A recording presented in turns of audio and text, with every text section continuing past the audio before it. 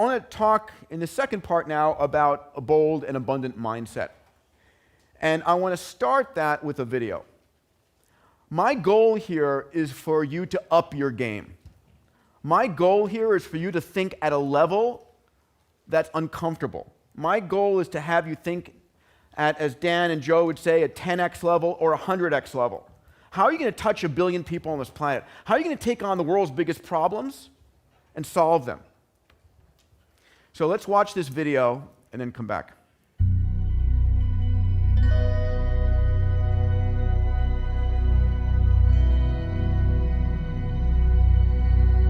The actual moonshot is wonderful, inspirational, poetic, beautiful, involved great technical challenges, genuine heroism. It brought the world together. But think about the Polynesian islander on the dugout canoe, deciding one day they were going to go that way. No one had ever been that way before. No one even knew if there was anything that way before. It was amazing, and it changed the world. People can set their minds to magical, seemingly impossible ideas, and then through science and technology, bring them to reality. And that then sets other people on fire, that other things that look impossible might be accomplishable. Galileo is such a hero, in thinking big, and what he represents to me is both curiosity and wonder that humanity had, that he had, that pushed him and drove himself to invent and work on the first telescopes that allowed us to see the moon, and here we are. These aviation pioneers were figuring it out as they went. No one really knew how to build an airplane, right? No one knew how to fly an airplane. It was amazing and crazy and wonderful, and they wanted to explore. Many years ago, the great British explorer George Mallory, who was to die on Mount Everest, was asked why did he want to climb it. He said, because it is there. There's so many challenges in the world, and you could feel daunted by that, and sort of oppressed by that, or you kind of say, how might we think differently about this? Everyone else in the world is working on that next 10%. If you can be the one that delivers that 10 times improvement, you have a chance to really change things. If you want cars to run at 50 miles per gallon, fine, you can retool your car a little bit. But if I tell you it has to run on a gallon of gas for 500 miles, you have to start over. You need a lot of courage in this work, and you need a lot of persistence. One of the things that's really critical is not only having the courage to keep trying every day or thinking big, even if you don't really 100% believe it's possible, like you might think this might be possible, have the courage to try. That's how the greatest things have happened. You don't spend your time being bothered that you can't teleport from here to Japan, because there's a part of you that thinks it's impossible. Moonshot thinking is choosing to be bothered by that. We choose to go to the moon in this decade and do the other things, not because they are easy, but because they are hard. Humanity's progress has been a series of amazing, audacious things, from the very small and personal up to the great, big, and grand. And we are a species of moonshots. And to me, that's like the really amazing, poetic, and inspirational thing. I think our ambitions are a glass ceiling on what we can accomplish. When you find your passion, you're unstoppable. You can make amazing things happen. It's been true through all of history. I believe in the human spirit, and I believe that there are always going to be crazy people who will get out of bed one morning and say, you know what? I think I can build a space elevator, and let's go and do it. But I think that if we become afraid to take these great big risks, we stop inspiring people. We stop achieving things. And the biggest nightmare scenario is that we won't have what it takes to solve the really big challenges. When Kennedy said that we would put a man on the moon, it's about the fact that he said, we don't know how to do this yet, and we're gonna do it anyway. And that sends chills up everybody's spine. Because if that happens, what couldn't we do?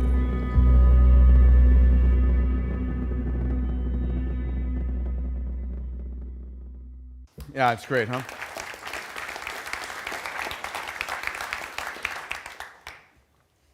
So the guy speaking in that video is a good friend, Astro Teller. He's the head of Google X. And I interviewed him at length for my next book, Bold, and talk about the fact that we're living in a world where you can take moonshots. And his ethos is so true that when you're trying to go 10% bigger, you're competing with everybody else trying to go 10% bigger. When you go 10x bigger, When you have the audacity to say that and try that, it inspires an amazing group of people to come by your side. And no one's competing with you there. And the question is it really 100-fold harder? And the chances are that it's not. So I also, in bold, really drill down into what the 8 innovation principles are that Google uses, and then with Stephen, look at how Lockheed Skunk Works maps onto that. So, one of the most extraordinary companies and mindsets, and how do they work? So let me share with you these 8 principles. The first is focus on the user. Google's issue, and you'll see this again and again, is focus on the user. What does the user need? Pretty obvious, pretty direct. The second is open will win.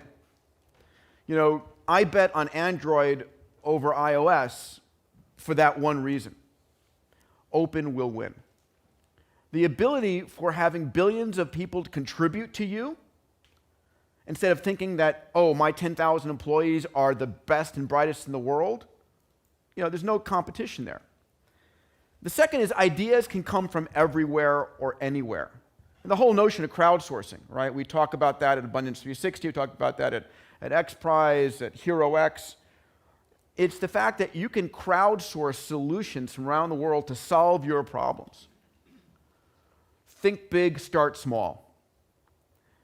So at Singularity University, I constantly teach the students, start with a product that has the ability to earn $1 on day one, but can impact 1 billion people in a decade. That's the, think big, start small. Never fail to fail. This is where big companies screw up, where they don't take risks, and you guys know that as entrepreneurs, never fail to fail. The rapid experimentation, launch early and iterate. My friend who's the CEO, Reid Hoffman of LinkedIn, says, if you're not embarrassed by your first product release, you've launched too late. And I believe that. When you look for striving for perfection, you miss the whole benefit of this hyper-connected world today. Be a platform, float all boats. And then finally, make it matter. Make it matter. Oh my God, make it matter. So in bold, I talk about a concept that my good friend Salim Ismail coined, which is having a massively transformative purpose, an MTP. Do you have for yourself and for your company a massively transformative purpose that matters, that's going to attract people to work for you? Right? At XPRIZE, it's making the impossible possible, or solving the world's grand challenges. So here's the 8. We'll talk about these a little bit more. My question for you is, what is the area of your business where you should be going 10 times bigger rather than going 10% bigger? So I want you to reflect on that and think about that. Don't have time to do a session now, but ask yourself that question, please. So here's one of the first moonshot organizations, one of the first bold thinkers out there is Kelly Johnson, who in 1943 is called by the Defense Department and says, we're losing the war against Nazi Germany, and we need a jet plane. Never had a jet plane before. In 143 days, these guys did not design a jet plane, they delivered working hardware. You can't negotiate a contract in 143 days today. They also delivered the U-2, the SR-71. So the question is, how did they do this? And so in bold, I actually looked at how Lockheed Skunk Works did this, compared this against Google X, and came up with some shared elements. And here they are. The first is having a compelling purpose or mission, an MTP that is uniquely yours. Google's is, to categorize the world's information, right? And if someone else came up with that MTP, they say, no, that's Google's. So something uniquely that's yours that attracts the world's top people to come and work for you. The second that Kelly Johnson and Google X share is small teams, a passion around small teams. And this is the words from Kelly Johnson. The number of people connected to any project should be restricted in an almost vicious manner. This is Jeff Bezos' 2 pizza rule, right? Teams under 10, ideally 5 or 6. Extreme isolation. Access by outsiders to the project and its personnel must be strictly controlled. Because if you're trying to innovate inside your organization of even 100 people, let alone 5,000 people, and you're trying to do something that's disrupting your company, the entire immune organization is going to come out to you and say, that's a crazy idea, it can't be done. If you do it, it could put us out of business. What are you doing? Come on, stop it. And so actually taking that skunk works inside your group and isolating it, right? It's Steve Jobs taking his Mac team to a different building with a pirate flag above. So how do you isolate your team? Authority and autonomy. The manager must have control of his program, create mutual trust and very close cooperation on a day-to-day basis. It's the notion that my team at PhD Ventures, Abundance 360, it's a team of 5. It's like they're a self-managed company. They have the authority and the autonomy to go and run on their own. And I learned that from a strategic coach, of course. It's all good things. Flexibility. You must provide a very flexible drawing. So when they designed the fighter jets and the U-2 and the SR-71, there was a drawing in the middle of the room where anybody could go and change the drawing. There was no sort of organizational hierarchy. I need to get this person's permission. You could go and change the drawing of that airplane. And so it provided immense flexibility, but also responsibility. Lives were at stake if you screwed up. But it allowed rapid iteration like never before. And then finally, testing and experimentation. Fail often, fail early, test, test, test. The next part of the book, I actually had a chance to sit down at length with a number of amazing people, Larry Page, Elon, Jeff Bezos, Richard Branson, studied their work, and came up with a series of 8. I'll share 6 thinking at scale strategies. Passion and purpose. Elon said, I didn't go and build a car company and a rocket company to make money. I'm not crazy. It was like driven by my passion. Thinking at scale and experimentation. Jeff Bezos saying, you need to have thick skin. If you're not failing often, if you're not experimenting on a monthly or daily basis, you're not going to innovate. Larry Page saying, we need to be, customer-centric. We need to be doing stuff and touching stuff that people use every day. Richard Branson saying, we need to have risk mitigation. And again, you guys will get copies of my book, but specifically, entrepreneurs are ones who take risk, but set it off to someone else. Long-term thinking. Jeff Bezos with Amazon is a perfect example of long-term thinking. And then finally, optimistic thinking, and Larry gives me credit on abundance often, but it's we have a reason to be tremendously optimistic in the world today. And having that mindset inside your organization and your company and your family and your life changes how you think about the future. Hey, I hope you're enjoying this video, and I want to let you know that I have a new book that's come out, and if you'd like to get it absolutely free, there's a link below in the description, or you can wait till the end of this video, or you can simply go to joesfreebook.com and you can get a copy there. So I just wanted you to be clear about that. Now, as far as what I'm going to talk about, I'm going to talk about the mindset. So the mindset has really been talked about a lot here. It starts with just how your brain's looking at your life, looking at the world, looking at the possibilities. Then I'm going to give you a model that shows you the radical difference between 2x and 10x.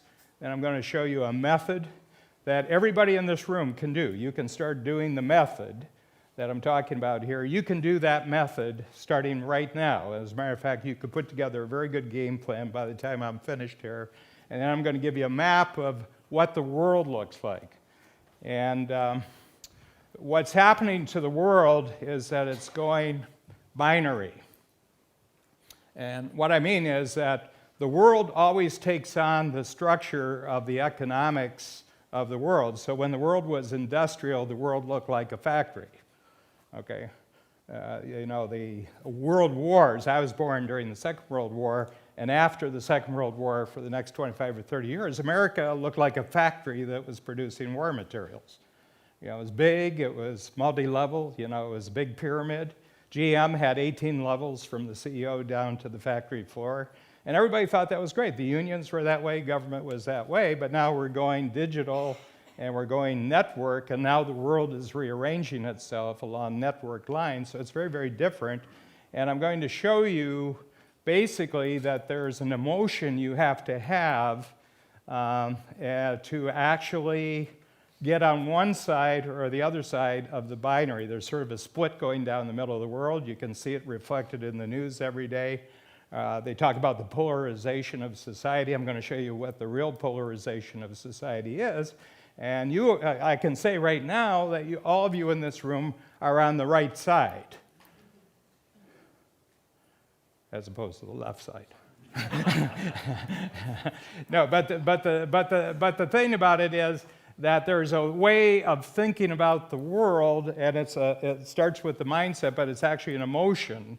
And your basic path that you're going to create for yourself in the years ahead comes from a particular emotion, and there's a counter emotion, and I'm going to show you what that is. Okay, so let's just talk about the model and the mindset, first of all.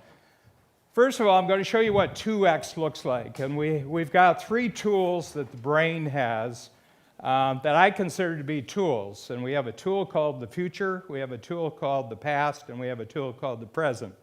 And these are tools, and these are learned because newborn children do not have a time sense. They learn it. It takes about 2 years and the development of language before children begin to realize that there's a difference between what happens before they go to sleep and what happens after they get up in the morning. They call them dark sleeps. So a lot of kids come up with dark sleeps as nighttime, and short sleeps are naps. But they start to distinguish that there was a before I went to bed last night, and there's something happens, and the brain starts to develop. It's like 3 dimensions. Children do not see 3 dimensions. It takes quite a while before children get a handle on 3-dimensionality. It's in the structure of the brain, but it has to be learned. And everybody learns past, present, and future completely differently. I've never found 2 people in all my coaching who look at past, present, and future in the same way. And the reason is they're made up. They're made up. People make up the future and they make up the past. Okay? People are just as creatively fictional about their past as they are about their future. And so one of the things is it's your property. These 3 tools are your property, and the past, present, future are your property, and you can do anything with them that you can get away with.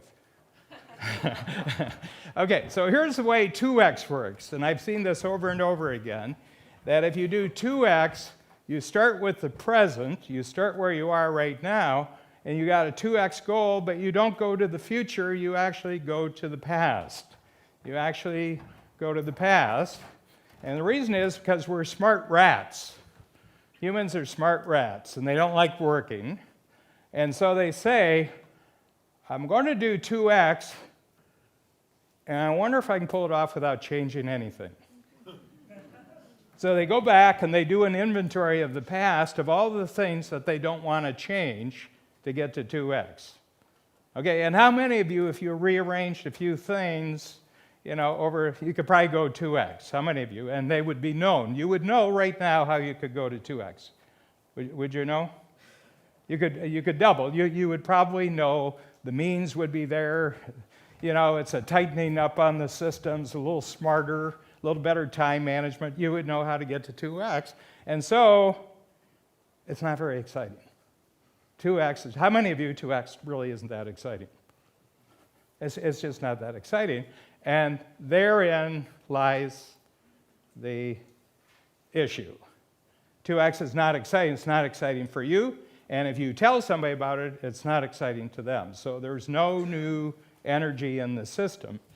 So what happens then is that you actually start in the present and you circle back and you try to pull as much of the past as you possibly can into the future.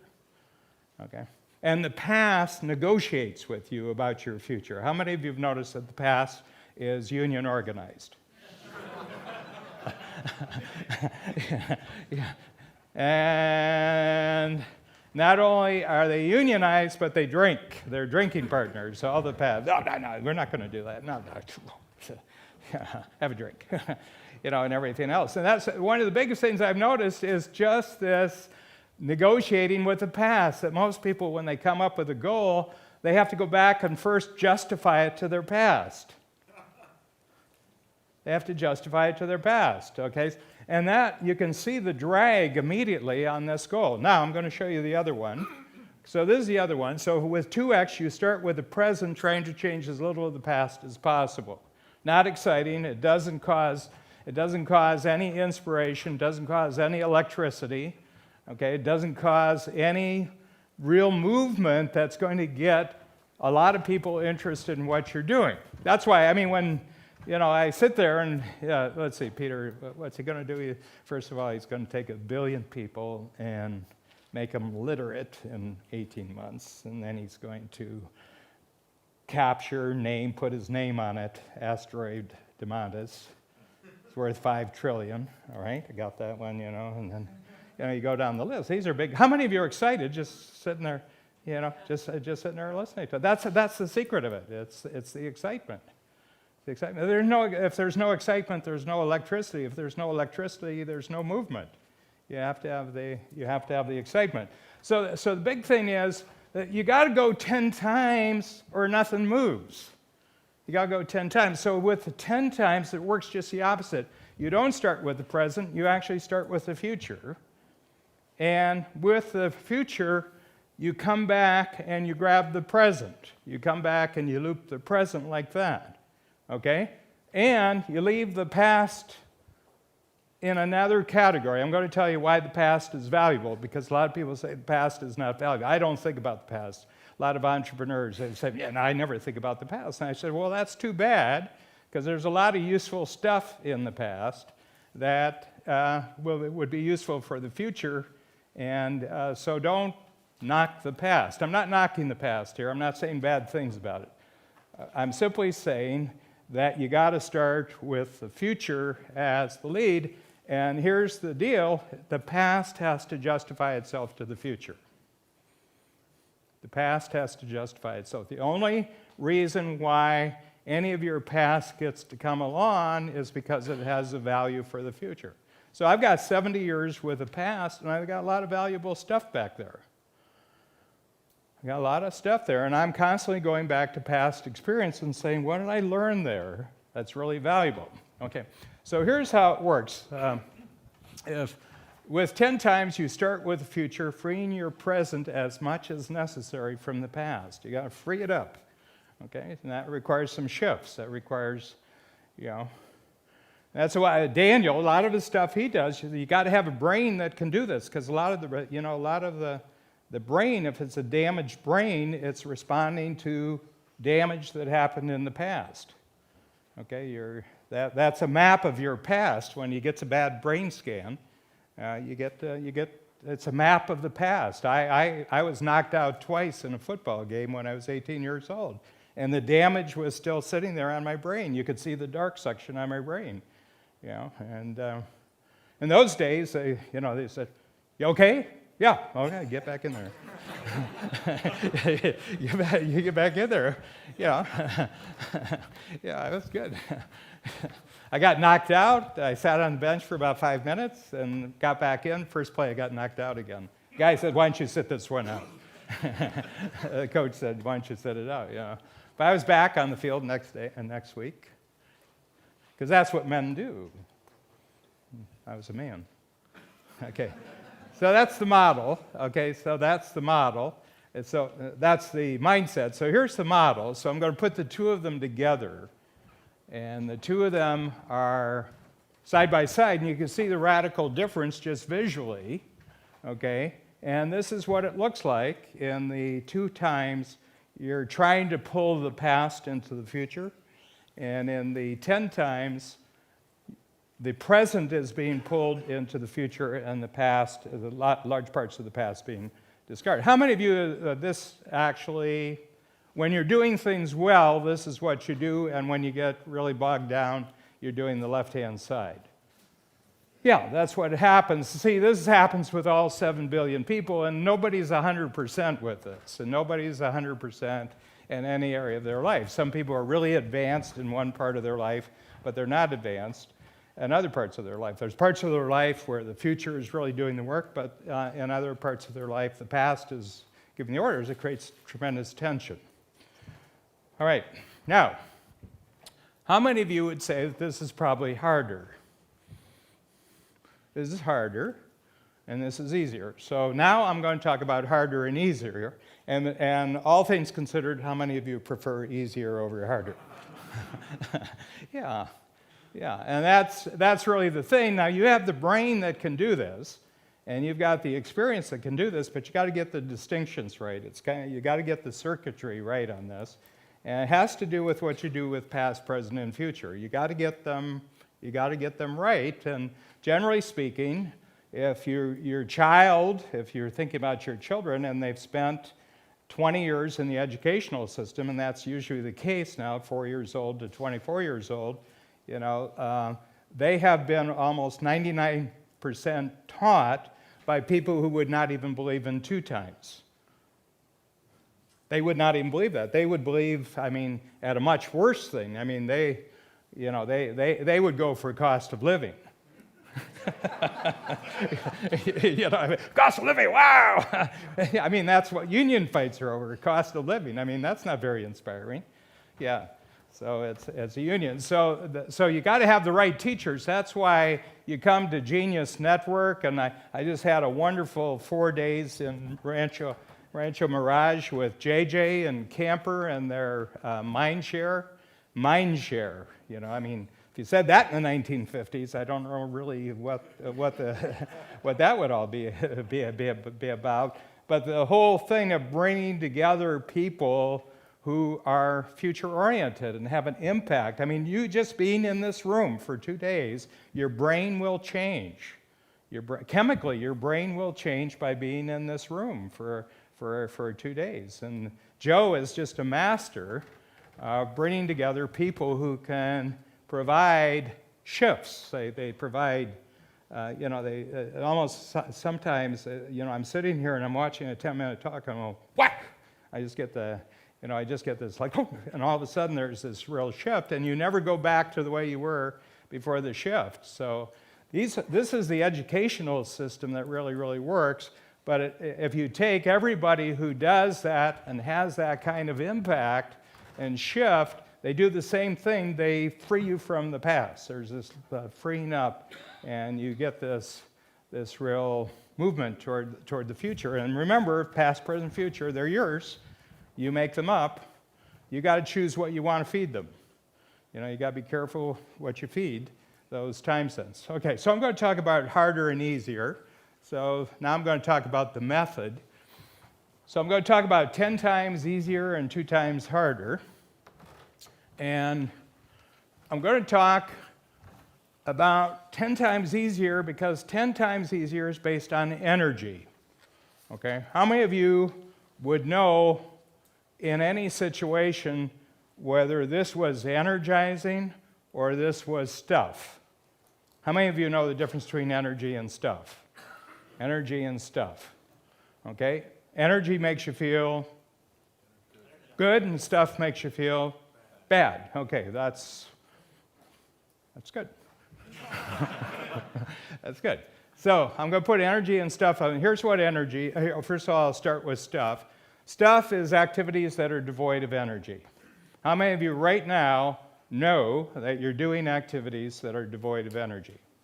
Okay? And how many of you could make a list of activities that are devoid of energy? How many of you could make a list of people who are devoid of energy in your life? Situations that are devoid of energy. Okay? Activities that your company has gotten involved in, situations that that are devoid of energy. Okay, that's stuff. Okay, everybody got stuff? Okay. Energy is activities that are free from stuff. Activities are free from stuff. What's it feel like when you're freed up from stuff?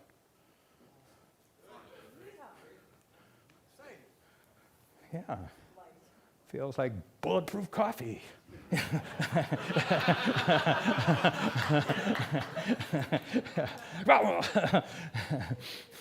The last thing I did before I came on stage was make sure you have a bulletproof coffee before you get up on stage. That and my Adderall. I love Adderall.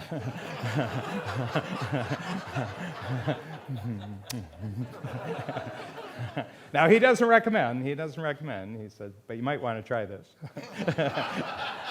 You know what I realized when I came back? It took me 6 weeks to take the first one because I don't know if I want to do this. And I took it, and it was just before our workshop. And I took it, and I walked in, and I sat down. I introduced the group, and then I sat down, and all at once, it was almost like a physical, it was like going bang, like that, and the whole world went quiet. And I realized that for 66 years, I had lived in a world of noise. And this is the first time my life was quiet. It's been quiet for 4 years. And these have been the 4 best years of my life. So, but I got the scan, shitty scan. Yeah, it is better. I saw him a year later, and he was amazed. You were amazed, weren't you, how much it was like a lit-up city a year later. It was really good. And I got a lot of confidence out of it, too. So energy and stuff. Okay, now think of the world. I mean, think of Washington right now. You know what Washington is? It is an entire organization and ecosystem that's completely devoid of energy. It's just all stuff. And there's so many of these large organizations, these large systems, that were considered just the normal part of life now that are just stuff. And the reason is they don't have the ability to have a future. They don't have a future. Everything has to be justified on the basis of the past. Okay? And you can just see it drains the energy. And you can see what happens to public officials. You know, they come in, they're full of vim and vigor, and they're very, very exciting. You can just see them, the energy goes out of them. They get sucked in. So the big thing here is this is the method that I'm going to talk to you about right now. So we're going to talk about that the method for going 10 times consists of eliminating stuff. So how many of you would have a hit list right off the bat of stuff that you can do? And so I'm going to just show you in coach, because we coach a lot of people and they all come through, but this is sort of the kind of things that people go after. And if you wanted to, on your sheet of paper, I know this is on the sheet of paper, you can just write down everything that others do better, everything that drains energy, relationships that go nowhere.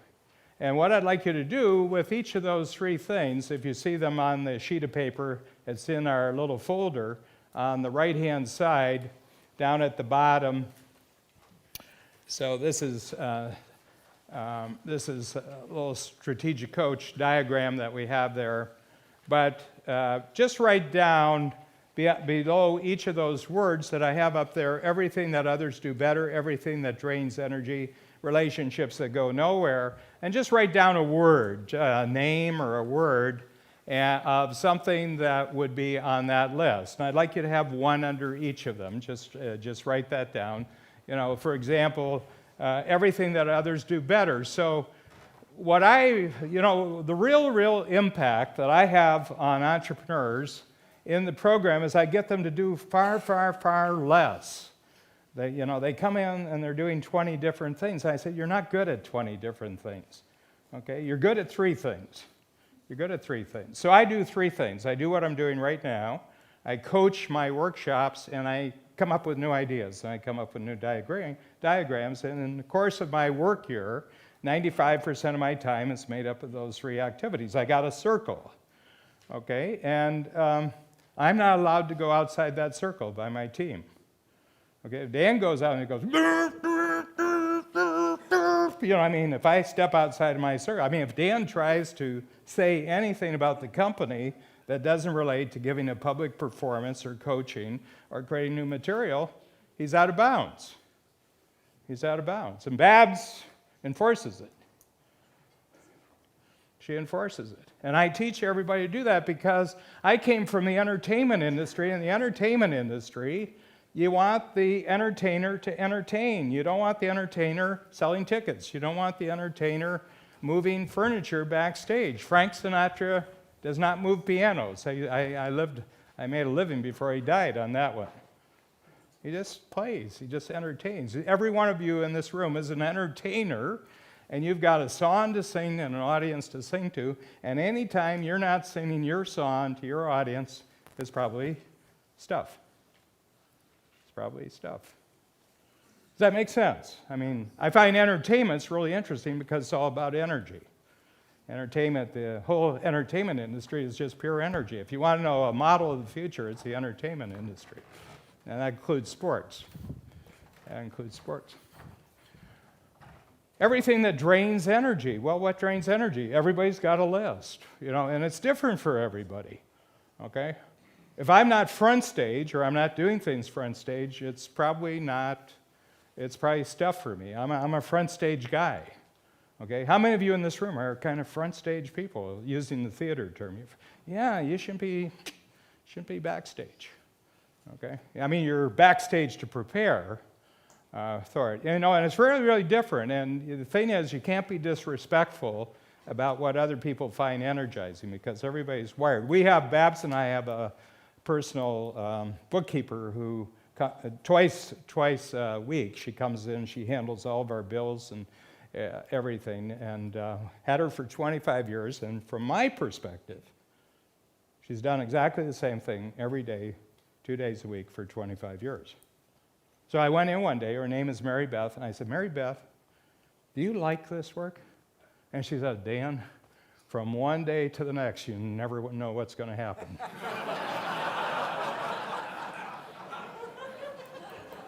You see, and I wasn't seeing it. So we can't make judgments about other people.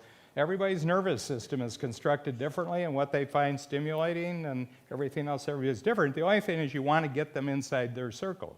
So we do this with all of our team. We have 120 staff, and every one of them, the moment they start the company, we start this process of getting their circles smaller and smaller and smaller and smaller until there's just 3 of them. And we've got 65 people who've been with us more than 10 years because going to work every day and just being energized is actually a good way to spend your life. Okay, we try to keep them away from stuff. And then relationships that go nowhere. That would be both business and how many of you right now have a relationship that's going nowhere? Okay, it's a stuff relationship. It's not going anywhere. Okay, so write down the name. All progress starts by telling the truth. Bill W. All progress starts by telling the truth. You have to tell the truth. Okay, and the writing hand is connected directly to your brain. 40% of the brain the hand that you write with is direct. 40% of the brain is connected directly to that hand. Opposable thumb. Human brain takes the opposable thumb really seriously because the opposable thumb basically was one of the big things that created the human brain. Okay, so that's it. Now we're going to go to the other side, increase energy. Okay. I start with the stuff because it's annoying and most people can get to it right away. Now, so here's the energy side of it. Everything that you permanently love, everything that produces growth, and everything that grows confidence, okay? So I have a big thing that I have a question, and Dean Jackson here, Dean and I had a great conversation one night, and I said, Dean, what is the single activity or focus that would absolutely keep you fascinated and motivated for the rest of your life? Okay, fascinated and motivated for it. And it took him about, 2 minutes? 2 minutes, and wham, like that. And Dean, big difference since we did that? Amen. Amen. Yeah, I got him on Adderall too. Yeah, so the big thing is there's a something that is just eternally fascinating. How many of you, when you saw a number of the speakers up here, you knew they were in their sweet zone about what fascinates and motivated most of them? I mean, Peter, you're just the role model. You're the poster child for being in the zone of something that just permanently fascinates and motivates you for the rest of your life. Joe is. Joe, if it moves, he'll talk to it. Joe would call Putin if he thought it was a good interview. No, he's a connector. Joe cannot help not connecting. It's just fascinating and motivating to him. Scans, it's more than the scans, Daniel. There's something in there that just totally fascinates and motivates you. And you can't get enough of it. And when you're 20, 30, 40 years older, it'll still fascinate and motivate. So if you can get the person just locked into that, you can build everything else around it. And it's a series of questions. Jeff, I had this wonderful interview with Jeff when he first came into the program about what it was like to do his first launch where he was charging, and he got $1,300 back.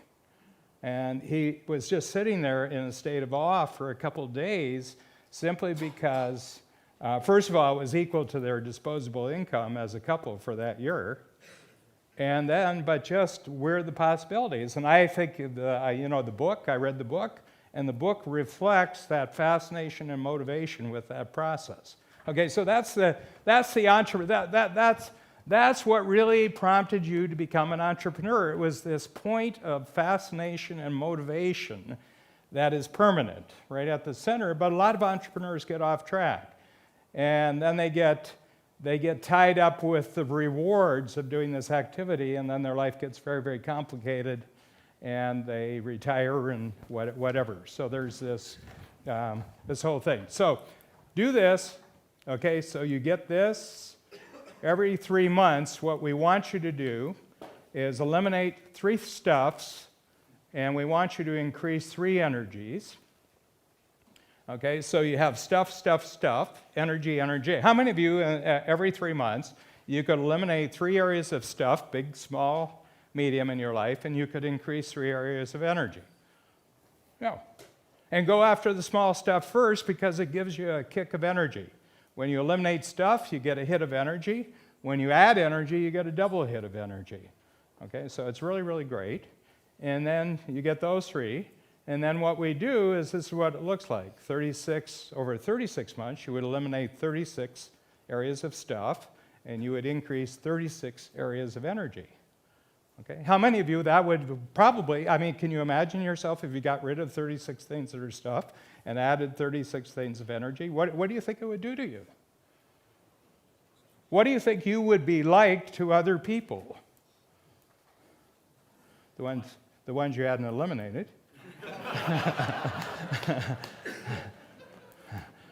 But you would have attracted a lot of people in new life because I believe all of life is based on radio frequencies. You send out a certain energy frequency and other people pick up on it. Okay, so that's that. So this is what it looks like. Okay, so I switched it here. So this is the energy going up and the stuff going down, and this is life. You could do this for the rest of your life, and every year. And then it starts to compound. It isn't like you go, you start to compound. It starts to become exponential. This is where you can actually experience what Peter talks about. Exponential experience is getting rid of the stuff and adding energy, and it takes you right into things that allow you to do things faster, easier, cheaper, all the technologies and everything. This is the proper training, the emotional, psychological training for getting in tune with the technological age.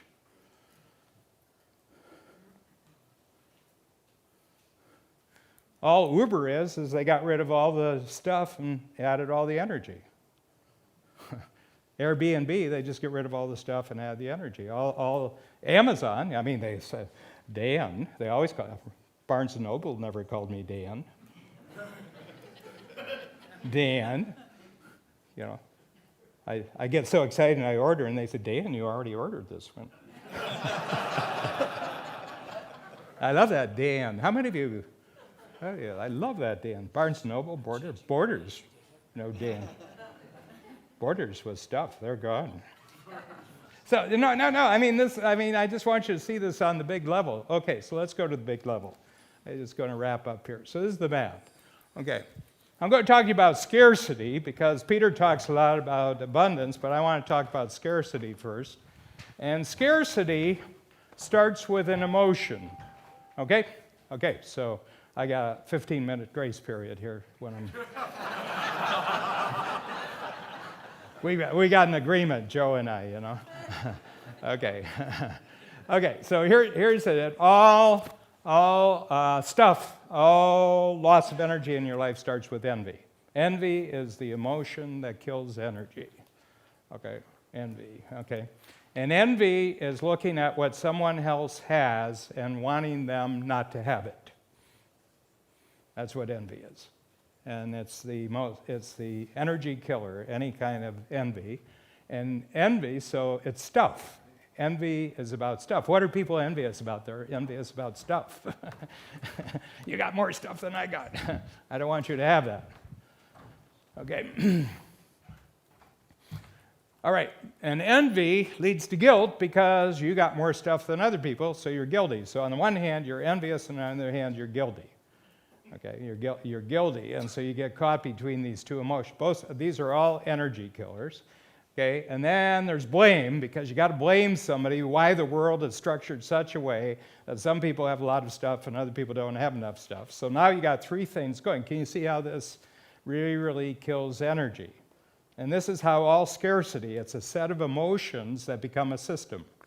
That's how scarcity, scarcity, there's more than enough for everything to go around, but the energy systems that people, or the devoid stuff systems that people prevent there actually being any abundance. And what that leads to is a sense of massive unfairness. I mean, I went to college, I go back to college reunions, and it's about the unfairness of the world. It's about the unfairness of the world. Living in America, talk to the Uber drivers, they're all immigrants, they love this place. Their solution is send all the unhappy Americans somewhere they came from.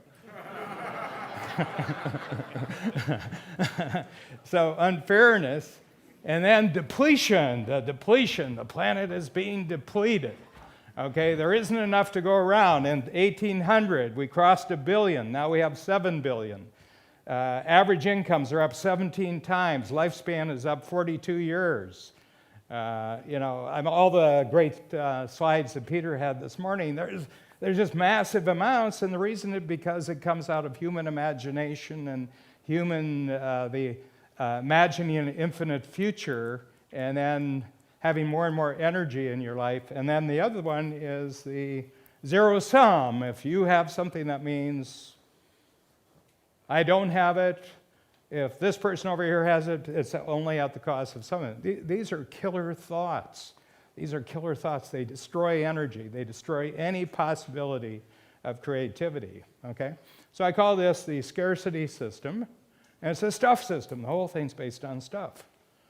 The whole thing's All right, now that was quick. I had to get through that quickly. And then I go to the abundance spiral. Starts with gratitude. Gratitude is the single most powerful energy-producing emotion on the planet. Abundance is connected, or gratitude is connected to another word which we use interchangeably, which is called appreciation, which is interesting because it has both a psychological meaning, but it has an economic meaning. So stocks appreciate, land appreciates. So appreciation means growth. And I say that every time you're grateful, you appreciate the value of something. You appreciate the value of that person, but you appreciate who you are because you're grateful. So if you want to know how to enter and continually grow within the world of abundance, you have to be grateful for everything, okay? And you'll never run out of new things to be grateful for. And people can tell that you're grateful, and people love being around people who are grateful, and they hate being around people who are envious, okay? So gratitude leads to, is energy, and it leads to creativity. Steve Jobs, they said, Steve Jobs, what is creativity? He says, it's putting things together. People who put a lot of things together are really creative, You only put things together that you love and you appreciate. Creativity, you only put things together that you really like, and creativity leads to cooperation, which is really what capitalism is. F.A. Hayek said that capitalism is an ever-expanding system of increased cooperation among strangers. Big thing there is strangers. So when I was in, and the thing that really gets me about this is the ATM. I grew up in slow times, so ATMs are really, really exciting to me. And we were in Vienna. We were at the soccer hotel, very famous for the soccer tour. And I came down to the concierge and I said, "Is there an ATM here?" Of course, he knew what I meant. He says, "Yes, you come out the front, walk down 2 blocks till you get to McDonald's, cross the street, and the ATM is right between Starbucks and the Apple Store." I go there, they ask you, language, okay, they ask you currency, you put in your card, millions and millions of strangers cooperating with each other. I get my, and Babs is there, I turn to her and I say, "What a world. What a world. I love it. I love it. This is massive cooperation among strangers. Most of the world still, you can only have cooperation among friends and family." Okay, finally, real quick, opportunity. Opportunity, when you get this, you get massive opportunity, which leads to ingenuity, which leads to Peter's favorite subject, exponentials. And this is the energy system. So what you have to do now is that you have to put a barrier, the abundance barrier, between these two systems, okay? And what you have to do is continually surround yourself with people who are energy people, which I call the abundance neighborhood, which goes like this, goes like this. And this is what this is. This is what Joe is putting. He's putting together abundance. This is what Peter does with Abundance 360. We put together an abundance neighborhood. So this is my whole take on how going from the simple thing of getting past, present, and future right in your mind, and then understanding that the mechanism for growing the future is to actually increase the amount of energy in your life, reduce the amount of stuff. You end up in a neighborhood like this, and it's a good world. Most of the time, speakers wait till the end to show the disclosures, so let me just take care of that right up front. Everyone got that? I'm going to begin by borrowing from the great book, A Tale of Two Cities. It was the best of times, and it was the worst of times. I went from being very happy to very sad in a matter of seconds. I left a big brokerage firm in 1999 when Mimi and I started our own wealth management company and began our entrepreneurial journey to this moment when I realized we had netted more than $1 million from our company. But just when I was getting excited, I scanned down the tax return to see how much we had paid in taxes that year. And I remember thinking to myself, you could buy a pretty nice home for that much money. And then I was overcome with doubt. Doubt about the way I was managing our own wealth. Had we hired the right professionals on our team? Was I making mistakes? Was I missing big opportunities? And even though we lived a great lifestyle, was it sustainable? You have to remember at that moment of time, I thought I knew everything there was to know about wealth management for entrepreneurs. So I started asking other wealth managers I respected, and I kept hearing the same traditional answers. Then I heard about something called a family office, the way billionaires manage their wealth. And luckily, I got introduced to a family office in New York City. I jumped on a plane, I flew out there, and I met with the CEO. And we hit it off, we just connected. And he shared with me how they would hire the best accountants, attorneys, legal, tax, insurance, and investment professionals working for that one billionaire and his family as full-time employees. I knew immediately that this was the best way to manage money for entrepreneurs. There was only one problem. You need about $200 or $300 million before that makes any sense. Then I thought, I wonder if I could create a virtual family office at a fraction of the cost for entrepreneurs like me and my clients who are making great money but don't yet have $200 million in assets. I needed it, it didn't exist, so I created it. First for my own clients and our family, and now we do it for every new client. I'm going to cover 3 things with you today. I'm going to cover the Entrepreneur's Virtual Family Office. So this is the structure, how you should think about your wealth management as an entrepreneur. I'm going to go over stress testing, which billionaires do and you should too. And finally, I'm going to cover some questions you can ask yourself for a self-assessment to see where you are in your wealth planning journey. First, the Entrepreneur's Virtual Family Office. If I can get a slide up here. There we go, perfect. So here's the framework I want you to think about things. I believe that entrepreneurs are the reason for everything great in this country. You're the reason for the economy. You're the reason for innovation. You're the reason for giving. And I believe you deserve to make rich real. Now that means different things to different entrepreneurs. So to one entrepreneur, it might mean something as simple as flying first class or flying private. For another, it might mean taking 3 months off a year to travel the world. For another, it might mean knowing that your great-grandchildren never have to worry about the cost of an education. And for still others, it might mean serving a cause you care about, both while you're on this planet and beyond, which for Dave Asprey is 180 years. In my 24 years of helping entrepreneurs, to make rich real, you need 3 outcomes. You need absolute confidence in your team, you need max wealth both inside and outside your company, and you need sustained wealth. I meet entrepreneurs all the time. They had a huge exit, they made a lot of money, and they squandered it. Because as Joe said in the intro, it's a different skill set to make money than to keep money. Hey, I hope you're enjoying this video, and I want to let you know that I have a new book that's come out, and if you'd like to get it absolutely free, there's a link below in the description, or you can wait till the end of this video, or you can simply go to joesfreebook.com and you can get a copy there. To get these 3 outcomes, there's 3 main drivers. Entrepreneurs love to grow, but I'm going to leave that to third. The first is protect, moving from vulnerable to secure. Manage, which is moving from uncoordinated to worry-free. And finally grow, the part you're excited about, moving from incremental to exponential. So when you protect and manage, you get absolute confidence. When you manage and grow, you get maximum wealth. And when you grow and protect, you get sustained wealth. For each of these, protect, manage, and grow, I created 3 catalysts. And this is where the work is really done. First, asset protection. This is having a plan so your assets can't be taken by a lawsuit. Second is wealth transfer. So making sure the right people get your stuff and money when you're done with it at the right time and the right way without ruining your kids.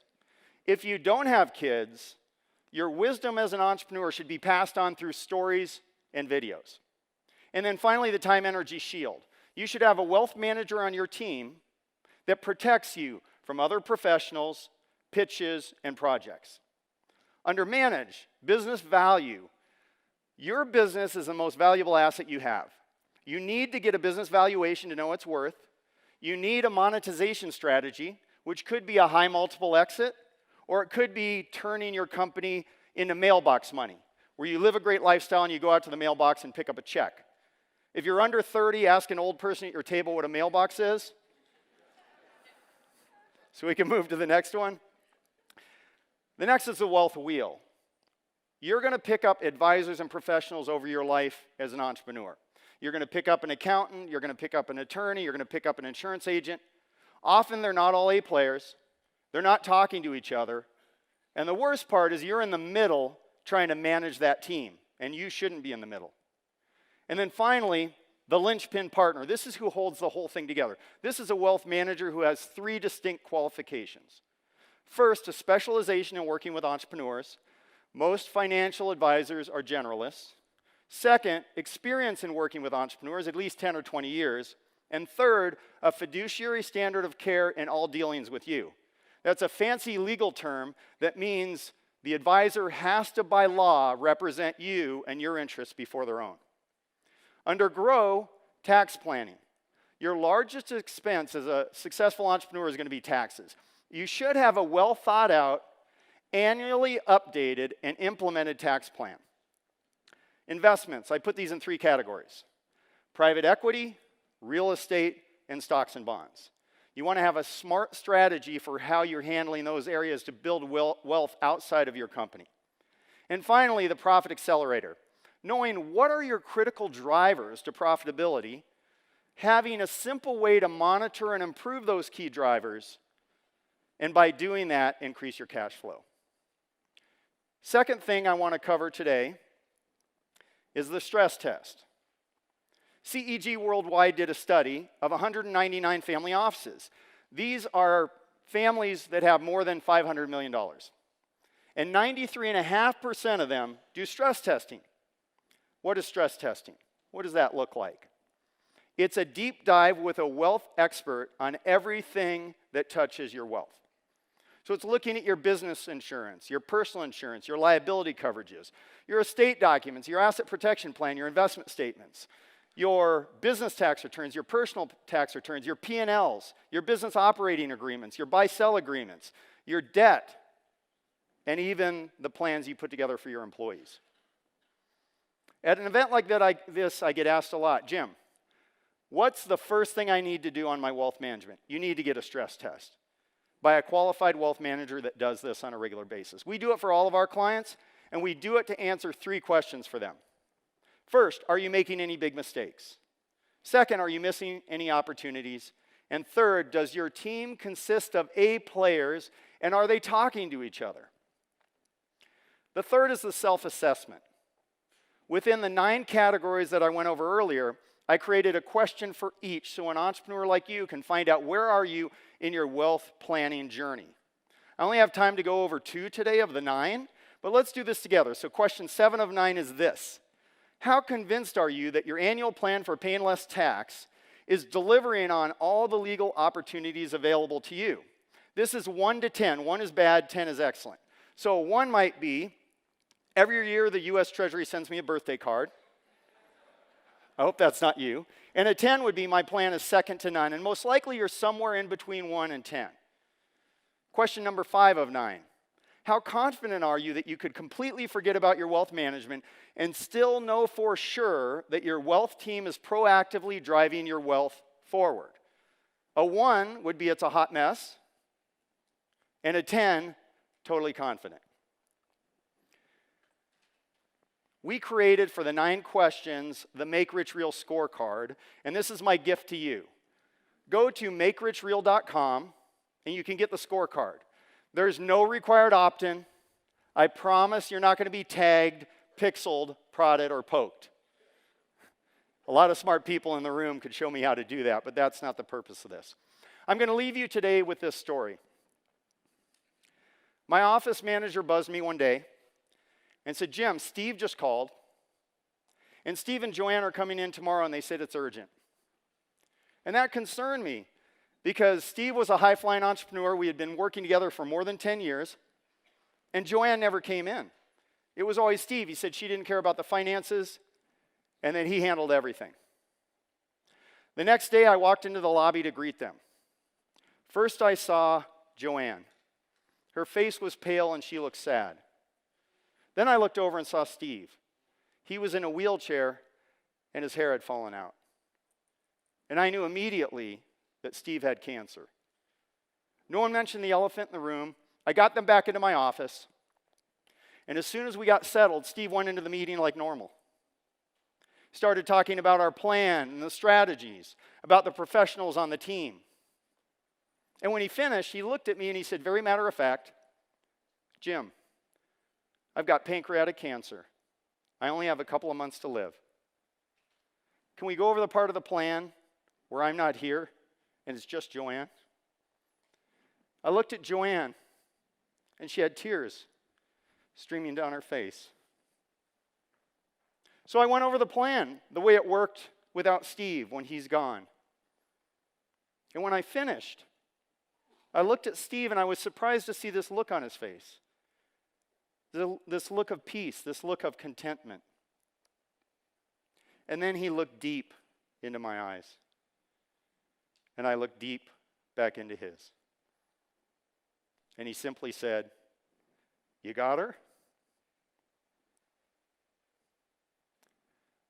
I said, yeah, Steve, I've got her. And we teared up. A couple of months later, Joanne called me to tell me that Steve had passed. And as I hung up the phone, I said to myself, don't worry, Steve, I've got her. Who's got you? Who's got your family? You deserve to have a team of A players. You deserve to have a team that talks to each other. You deserve to have a team that puts your interests before their own. Now is the time to get the team that you deserve. What I'm going to do today is I'm going to talk about 3 things that I've learned through studying billionaires that we implement with our clients that you can implement yourself. And these are the 3 things that billionaires really nail when it comes to their wealth planning. Let's get through the disclosures. That just says, don't believe a word I'm about to tell you. And let's get into it. So the first of the 3 things that billionaires do very well, I'm going to just draw a continuum right here. And on the left of this continuum, I'm going to put distraction. And on the right of this continuum, I'm going to put focus. By the way, I was supposed to be a doctor, so excuse my handwriting. So on the left on distraction, I see many entrepreneurs, and what they have when it comes to their wealth building is what I call random wishes. And random wishes doesn't get it done. A little more toward the focus, I see goals. So there's some goal setting. A little more focused, I would call success. But if I had to tell you about those 3 areas, random wishes, goals, and success, I would put those in the red. Because there are plenty of entrepreneurs like you that have random wishes, goals, or success. But really to get sustained wealth, you need another level over here. And this other level is a compelling focus.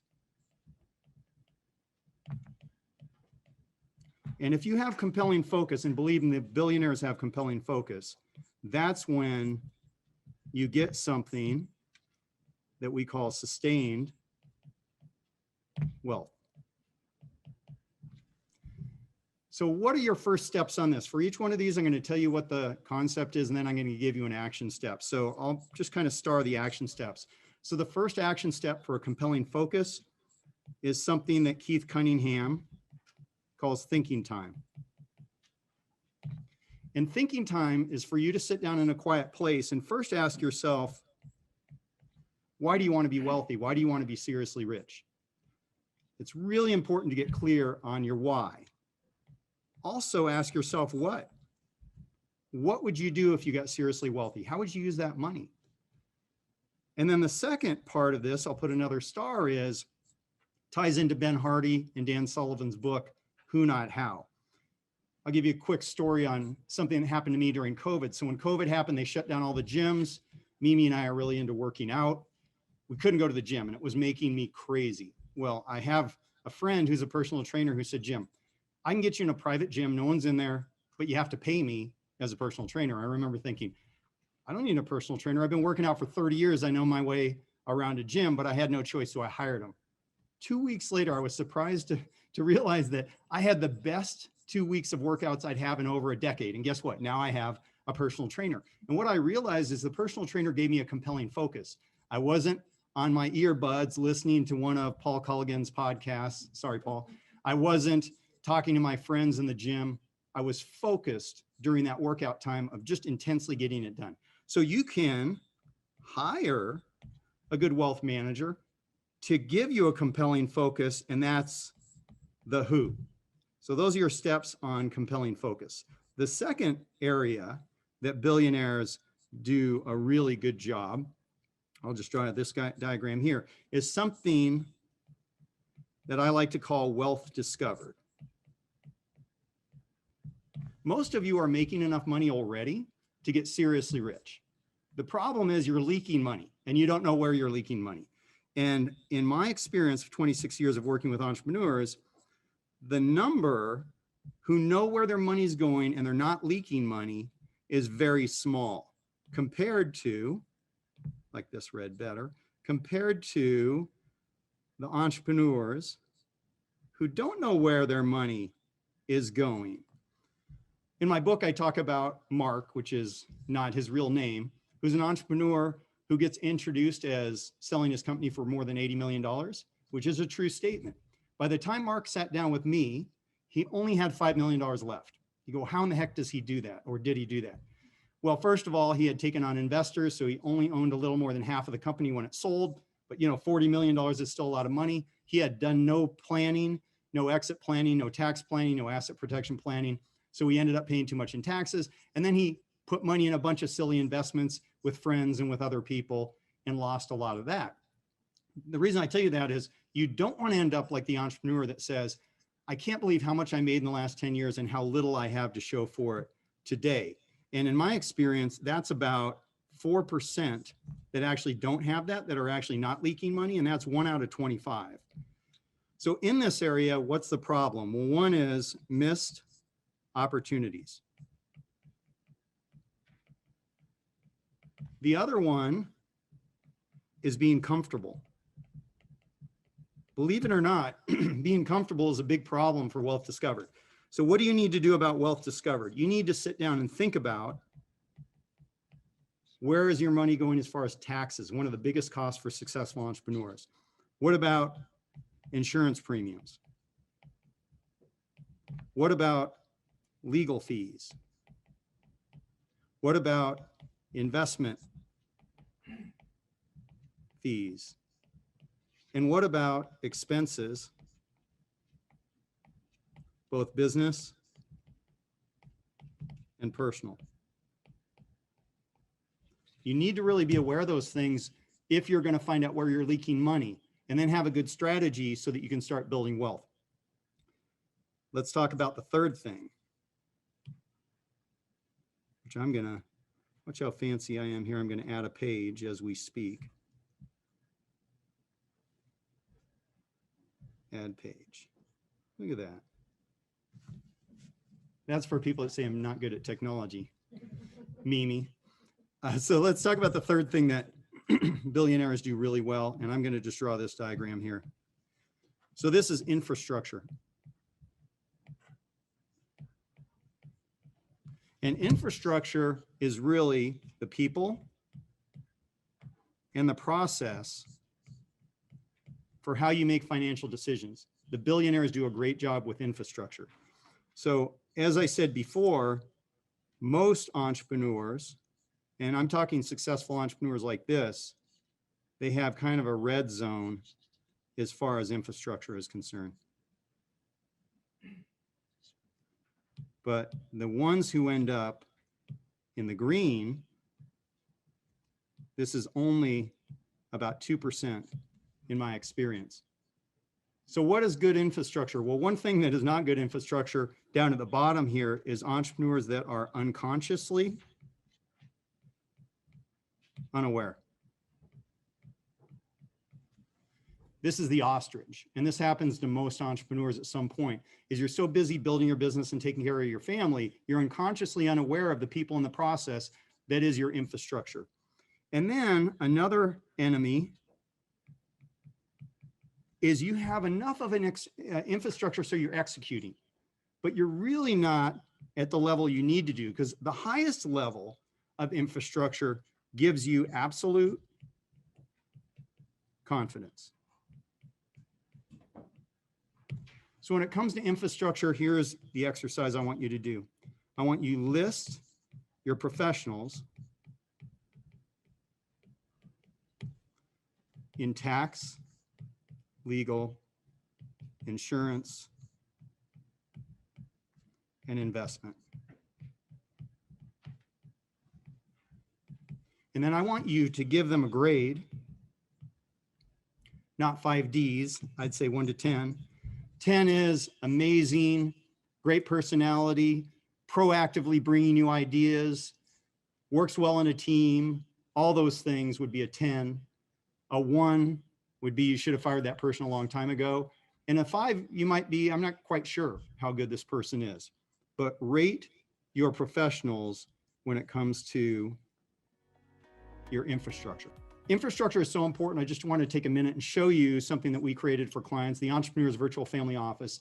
And this really we took from billionaire families and have honed it over the last 15 years. But I want you to think about your own situation and how you can better create an infrastructure of the people in the process by looking at this model. So we believe, Mimi and I believe, that entrepreneurs are the reason for most great things in this country, the reason for jobs in the economy, the reason for innovations, the reason even for a lot of the giving that goes on. And every entrepreneur I've met in 26 years, they all have wishes and dreams, but very few of them do something that we have coined make rich real. And make rich real can mean different things to different entrepreneurs. So to you, it might mean having a certain amount of passive income every month. It might mean having a certain home in a certain area. It might mean having a private jet. It might mean time off, 3 months off a year to travel the world. It could be causes you care about or people you love that you want to take care of. Mimi is an immigrant to America. Her family came over when she was 5 years old. And when she was young, it was very hard. They were on food stamps. It was a big challenge.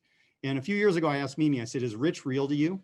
And she said, it is. I said, how do you know? She said, because when I go to the grocery store, I don't look at any prices. I can buy whatever I want.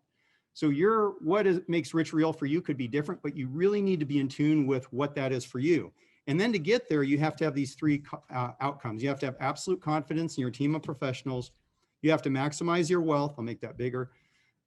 Inside and outside your business. And then you have to have a plan for sustained wealth, because building businesses and making money is a different skill set than managing money. Then to get there, there's three main areas. First is protect, moving from vulnerable to secure. Then manage, moving from uncoordinated to worry-free. And then finally grow, moving from incremental to exponential growth. Within each of these, we created 3 catalysts. So these are the 9 areas that billionaires really nail, and you need to also. So under protect, asset protection, this is having a plan so your assets can't be taken by a lawsuit, from the basic liability coverages, personal and business, all the way up to entity and trust design. Wealth transfer, so making sure if you have kids, they're not ruined by money, that they only have opportunities. And then whether you have kids or not, make sure you have the right corporate documents in place so that if you get sick or injured, the right people step in. So when you're better, you don't lose your business.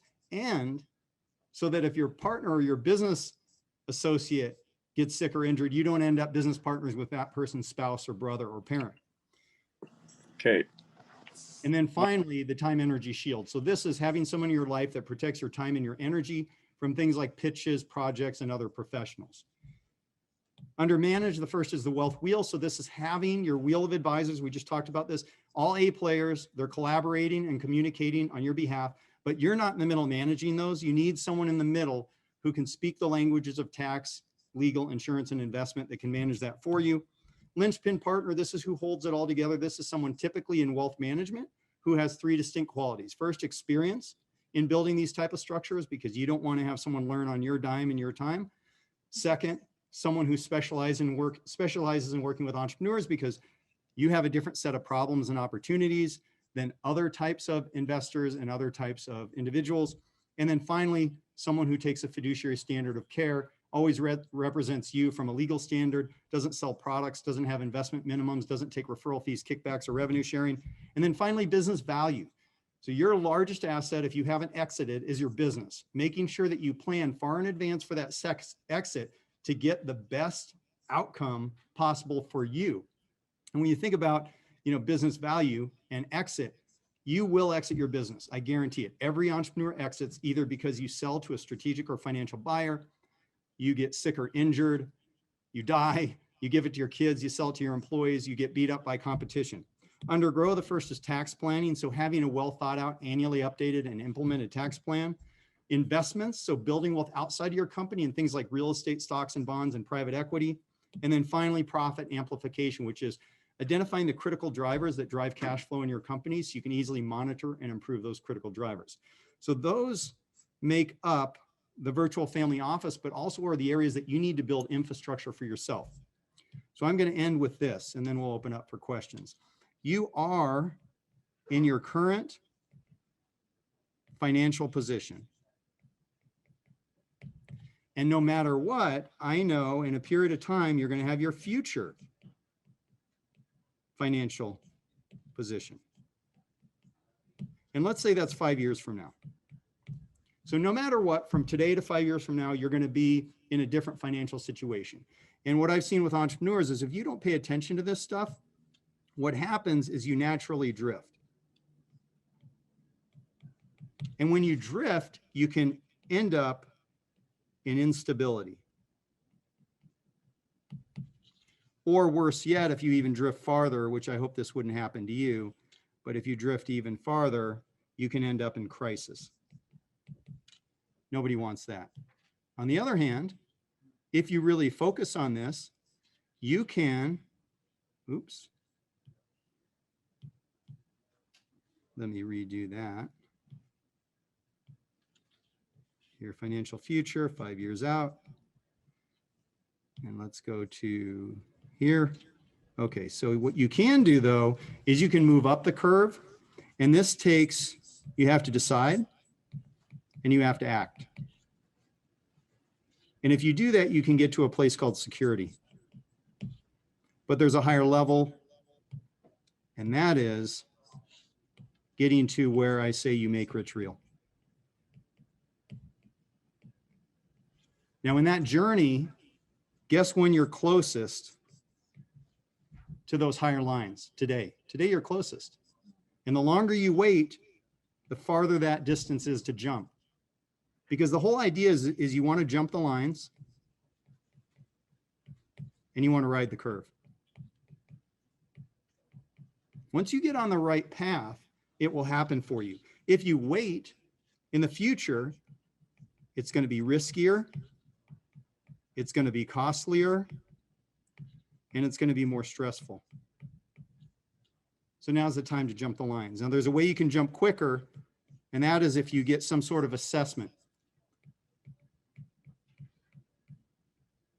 We call this a family office assessment. But if you get an assessment and you know where you are in all those 9 areas, you can much more quickly jump the curves and get to here to make rich real. So an assessment really is having some experts dive deep in all areas of tax, legal, insurance, and investment to find out where you are and then put together a game plan, as I said earlier, to give you a compelling focus so that you can get there. I don't want to make you dizzy, but I'm just going to go through the 3 main points again. The first is compelling focus. And remember, set aside thinking time, why you want to be seriously wealthy, what you're going to do with the money, and the who if you need to hire someone.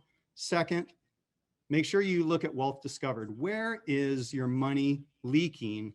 And that's how you're going to max your wealth. So sit down and look at your taxes, your insurance premiums, your legal fees, your investment fees, your expenses, personal and business. Find out where the money's leaking and redirect that into something more positive. And then finally, your people and your process, the infrastructure. And list out all your professionals in the areas of tax, legal, insurance, and investment, and grade them 1 to 10 to give you a starting point. So with that, I'm going to just say this, that you can start managing your wealth like a billionaire, even if you're not one yet. Okay, I hope you found that video awesome and useful. So if you want to get a free copy of my book, I want you to click here. And if you want to watch some more videos that'll be useful and awesome, click here. Go ahead. They're over here. Do it now. Come on. Thank you. Watch them.